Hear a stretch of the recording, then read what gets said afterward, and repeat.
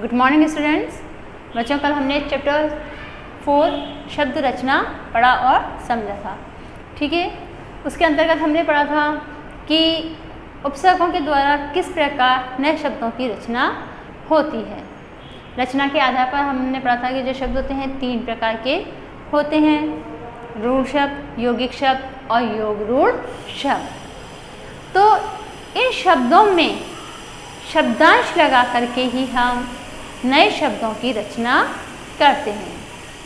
कुछ शब्दांश शब्द के आगे जुड़ते हैं और कुछ शब्दांश शब्द के पीछे जुड़ते हैं।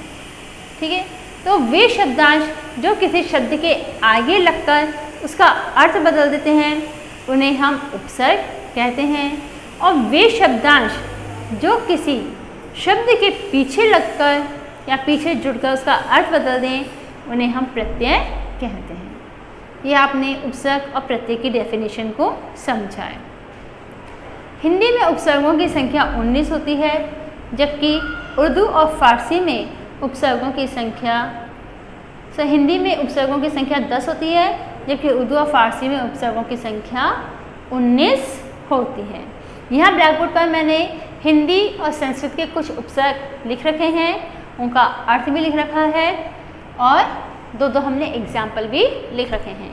तो आइए हम थोड़ा सा इसको अच्छे से समझ लेते हैं।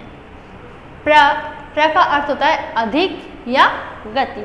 ठीक है, हमने भाव में प्र उपसर्ग लगा दिया तो क्या बन गया? प्रभाव। और बल में हमने प्र लगाया तो क्या बन गया? प्रबल। बल के आगे हमने प्र लगा दिया तो क्या बन गया? प्रबल। और भाव के आगे हमने प्र उपसर्ग जोड़ दिया तो क्या बन गया?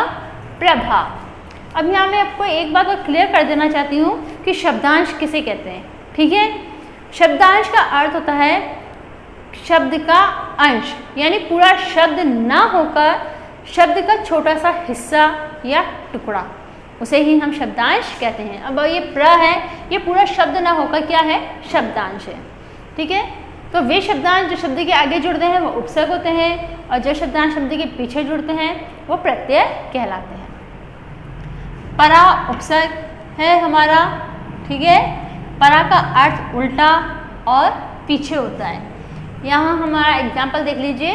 परा उपसर्ग लगाकर हमने पराधीन और पराजय नाम के 2 शब्द बनाए।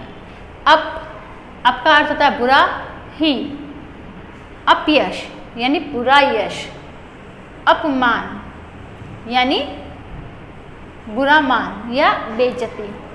ठीक है, सम का अर्थ होता है सामने या अच्छा, सम्मुख, सम प्लस मुख, सम्मुख, सम प्लस मान, सम्मान।